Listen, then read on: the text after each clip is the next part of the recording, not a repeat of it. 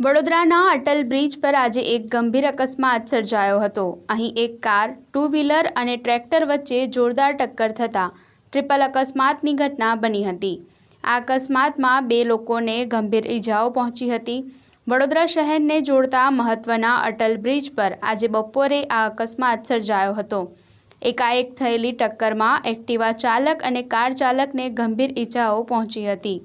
ગંભીર અકસ્માતમાં ઈજાગ્રસ્ત થયેલા બંને વ્યક્તિઓને તાત્કાલિક એસએસજી હોસ્પિટલ ખાતે સારવાર અર્થે ખસેડવામાં આવ્યા છે। ટ્રિપલ અકસ્માતને પગલે બ્રિજ પર ટ્રાફિક જામના દ્રશ્યો સર્જાયા હતા। પોલીસે ઘટના સ્થળે પહોંચીને કાયદેસરની કાર્યવાહી હાથ ધરી છે। खाली करने कैसे हुआ ये?